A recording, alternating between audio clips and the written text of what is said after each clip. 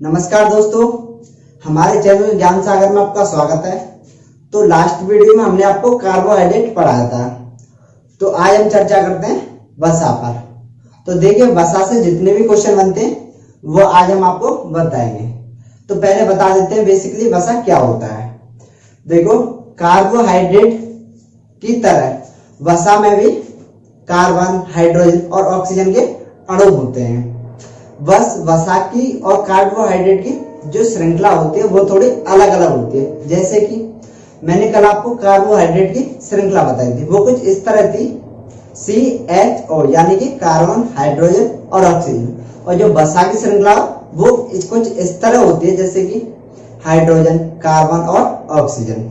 अच्छा, देखते हैं वसा जो होती है वो हमारे शरीर को 40% ऊर्जा की पूर्ति करती है।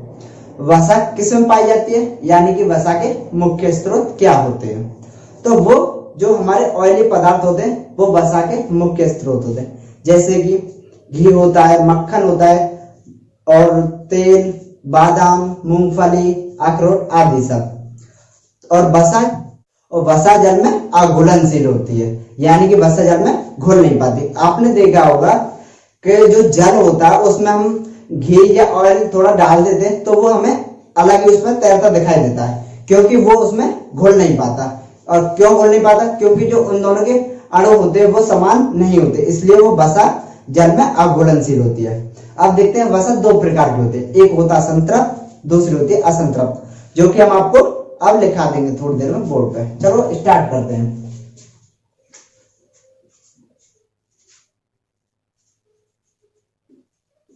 वसा, अब देखते हैं जो कि हमने बताया था आपको, कार्बोहाइड्रेट की तरह वसा, कार्बोहाइड्रेट की तरह वसा में भी कार्बन, हाइड्रोजन, ऑक्सीजन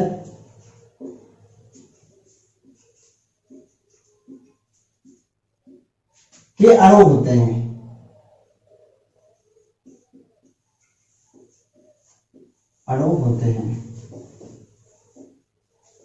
मैंने बताया था जो वसा की और कार्बोहाइड्रेट की जो श्रृंखला होती है वो अलग होती है। अच्छा, मैंने कल आपको कार्बोहाइड्रेट की श्रृंखला लिखा दी थी, अब मैं आपको वसा की श्रृंखला लिखा देता हूं। इसकी श्रृंखला कुछ इस तरह होती है, HCO इस तरह होती है। और जो कि हमने कल कार्बोहाइड्रेट की लिखाई थी उसमें C आगे था और H बीच में था, कुछ इस तरह था। अब देखो अगला पॉइंट से क्या बनता है, इसके मुख्य स्रोत, वसा के मुख्य स्रोत लिखा देते हैं क्या क्या होते हैं।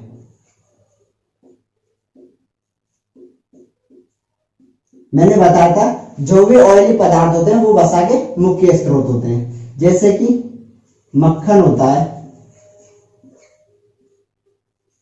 तेल, घी, मक्खन, तेल, घी, बादाम,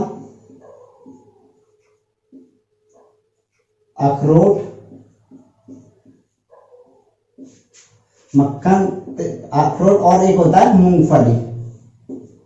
मूंगफली आदि आदि, ये सभी वसा के स्रोत होते हैं। अब देखो अगला पॉइंट क्या होता है, धीरे धीरे एक एक पॉइंट करके सारे पॉइंट जितने भी वसा से बनते वो हम आपको लिखा देंगे ताकि एक ही पॉइंट रहने ना पाए। वसा हमारे शरीर में 40% ऊर्जा की पूर्ति करती है, 40% ऊर्जा की पूर्ति करती है।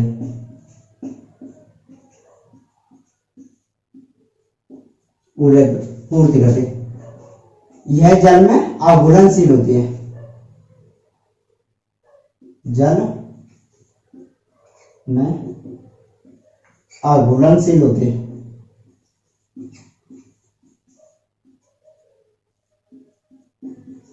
होती है, यानी कि जल में घुल नहीं पाती। क्यों नहीं घुल पाती? क्योंकि जो वसा के अणु होते हैं, जो छोटे छोटे कण होते हैं और जल के कण होते हैं, वो समान नहीं होते, इसलिए वो जल में अघुलनशील होती है। और अगला पॉइंट क्या कहता है इसका, कि वसा दो प्रकार की होती है। वसा दो प्रकार की होती है,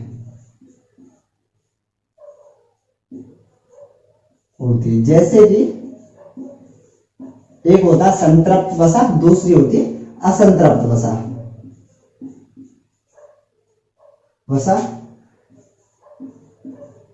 दूसरी होती है असंतृप्त वसा। असंतृप्त वसा दोनों के बारे में थोड़ा थोड़ा बता देंगे, इनमें क्या डिफरेंट होता है। अब देखिए, यह पेड़ पौधों से प्राप्त होती है।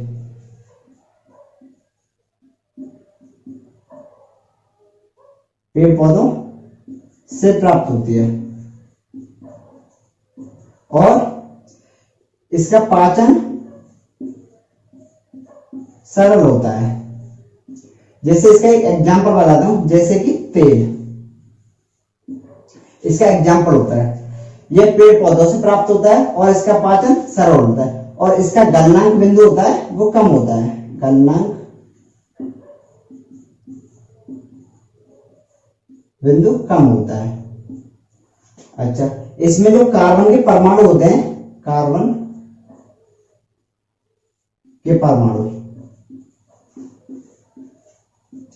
वो डबल बॉन्ड से जुड़े होते हैं। अब देखिए, आप थोड़ा बताते हैं असंतृप्त वसा के बारे में। यह जंतुओं से प्राप्त होती है,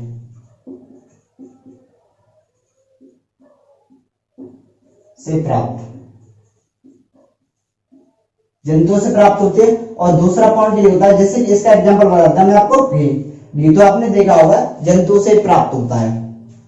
अच्छा, इसका पाचन कठिन होता है, आपने देखा होगा जो ऑयल होता है उसे तो हर कोई इंसान पचा लेता है, लेकिन घी तो वही इंसान पचा सकता है जो कि परिश्रम करता हो, यानी मेहनत करता हो। इसका गलनांक बिंदु अधिक होता है।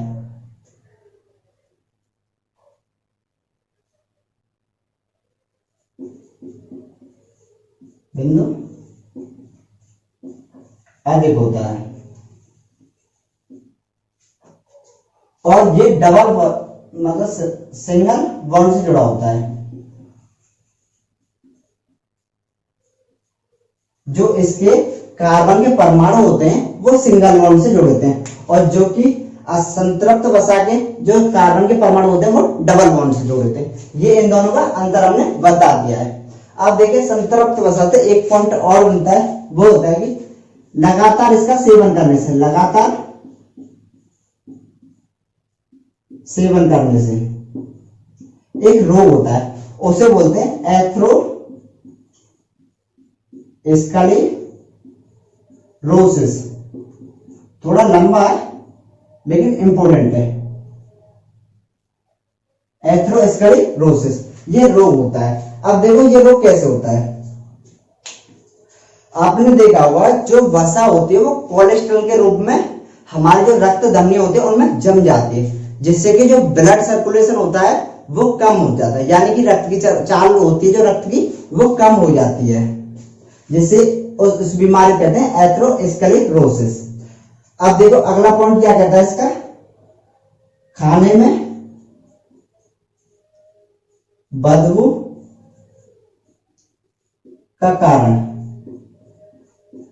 खाने में जो बदबू का कारण होती है वो वसा होती है।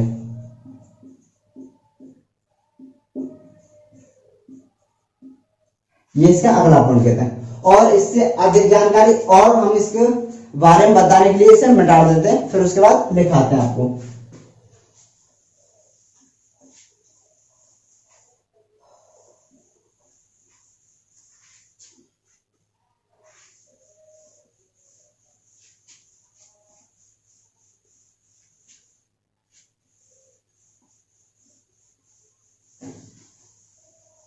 अब देखिए, इससे अगला पॉइंट इसका ये कहता है कि जो वसा होता है उसका शरीर में भंडारण कहाँ पे होता है।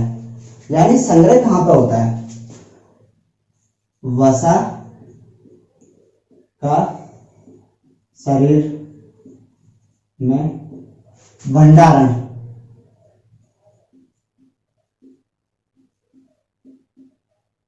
वसा का शरीर में भंडारण जो होता है वो त्वचा के नीचे होता है, भंडारण त्वचा के नीचे होता है। अब देखो बता देगा त्वचा के नीचे कैसे होता है और किस रूप में होता है। आपने कुछ व्यक्ति देखेंगे जो मोटे होते हैं, जो मोटे व्यक्ति होते हैं उनके फैट लटका होता है, जैसे कि पेट पर होता है आदि जैसे अंगों पर होता है तो फैट होता है, और एक होता है दुबला व्यक्ति। तो मोटे व्यक्ति में जो फैट के रूप में होता है वो वसा जमा होता है, जो कि हमारी बाहरी आघातों से शरीर के आंतरिक अंगों की रक्षा करता है। आपने देखा होगा एक मोटा व्यक्ति होता है, एक पतला व्यक्ति होता है। तो मोटे व्यक्ति में अगर हम समान बल से एक घूसा मारे या एक मुक्का मारे और इसी समान बल से एक पतले व्यक्ति मुक्का मारे, तो जो मोटा व्यक्ति है उसका बचाव उसका जो फैट होता है वो कर लेता है, और जो पतला व्यक्ति होता है उसकी हड्डियों का सूरमा बन जाता है। तो आपने देखा होगा, तो वही जो फैट के रूप में जमा होता है वो वसा जमा होता है और वो त्वचा के नीचे होता है। अब देखते हैं, बताते हैं आपको। सूरजमुखी तो आपने सुना होगा, सूरजमुखी, मकई, सोयाबीन में पाई जाने वाली वसा, पाई जाने वाली वसा, उसे बोलते हैं लाइनोलिनिक अम्ल, लाइनोलिनिक अम्ल। अब देखो इसका मैं यूज बता देता हूं आपको। जो लाइनोलिनिक अम्ल होता है ये अम्ल बनाता है, लाइनोलिनिक अम्ल। यह एक अम्ल बताता उसे यह एक अम्ल बनाता है, उसे बोलते हैं एरोकिडोनिक अम्ल। और यह अम्ल भी एक पदार्थ बनाता है, उसे बोलते हैं आइकोसैनाइड, आइकोसैनाइड्स, आइकोसैनाइड्स होते हैं। जो आइकोसैनाइड्स होता है वो हमारे शरीर में 3 हार्मोन का स्राव करता है। उन 3 हार्मोन को हम लिखा देते हैं। यह शरीर में 3 हार्मोन का स्राव करता है।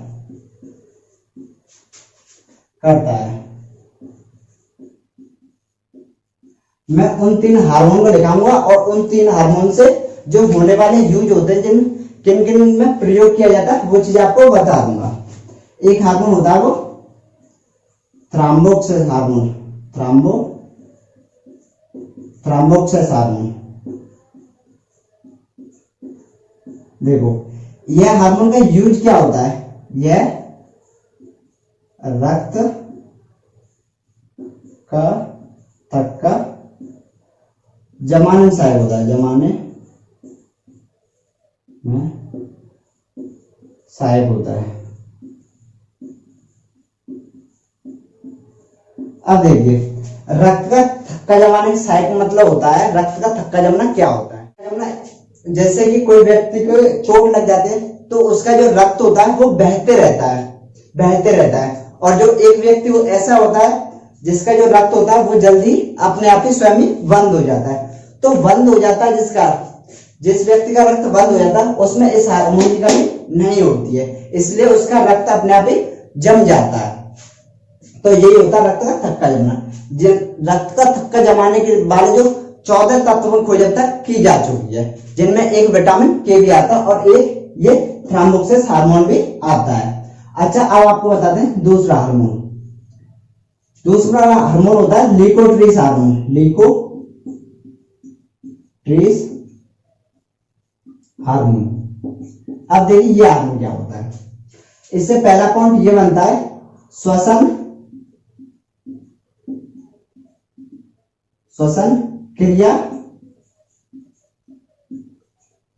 में सहायता करता है।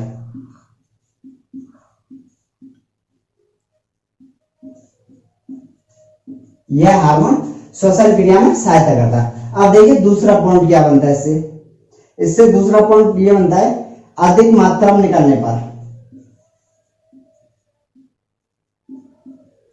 मात्रा में निकलने पर, इसके अधिक मात्रा पर निकलने पर एक रोग होता है, उसे कहते हैं अस्थमा। अस्थमा रोग होता है। अच्छा, ये हमने दूसरा हार्मोन भी आपको बता दिया। अब देखते हैं तीसरा हार्मोन, इसे बोलते हैं प्रीस्टेग्लैंड्स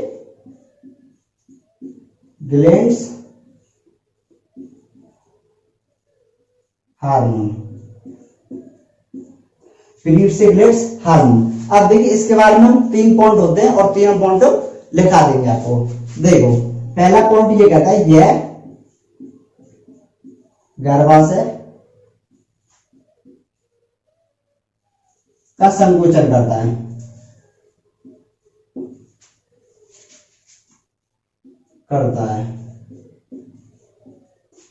दूसरा पॉइंट ये कहता है इसे सेक्स हार्मोन के नाम से जानते हैं, सेक्स हार्मोन कहते हैं। एक पॉइंट लास्ट का और होता है, यह रजोधर्म की उत्पत्ति में सहायक है। देखो मैंने आपको इसके 3 पॉइंट लिखा दिए। अब मैंने थोड़ा सा इस फर्स्ट पॉइंट के बारे में आपको बता देता हूं। देखो गर्भाशय संकुचन का मतलब क्या होता है। जब महिलाएं डिलीवरी का टाइम होता है, जो महिलाएं होती हैं उनमें डिलीवरी का टाइम होता है, तो उस टाइम क्या होता है, जब हम महिला को हॉस्पिटल ले जाते हैं तो वहां पे कुछ डॉक्टर इस टाइप के होते हैं कि जब नॉर्मल डिलीवरी हो रही होती है ना, तो डॉक्टर के मन में नहीं हो नॉर्मल डिलीवरी को करने का, तो वो बोल देते हैं ऑपरेशन करना पड़ेगा। अच्छा, वो क्यों बोलते हैं? ताकि उनके पैसे बन सके। अच्छा देखिए, तो वो इस हार्मोन का इंजेक्शन लगाते हैं महिला में, जो कि उसके गर्भाशय की जो दीवार होता है उनका संकुचन करता है, जिससे कि नॉर्मल डिलीवरी संभव नहीं होती है। तो आज का दोस्तों इस वीडियो में हमने जो भी वसा से क्वेश्चन बनते थे वो हम सारे बता दिए आपको। तो दोस्तों बताइए कि हमारी वीडियो आपको कैसी लगी, और अच्छी लगी तो लाइक कीजिए। अगर कहीं पे आपका डाउट रह गया हो तो उसे हम कमेंट सेक्शन में कमेंट बॉक्स में कमेंट करके बता सकते हैं। और वीडियो को लाइक कीजिए जिससे कि हमें मोटिवेशन मिले, और चैनल को सब्सक्राइब कीजिए। धन्यवाद।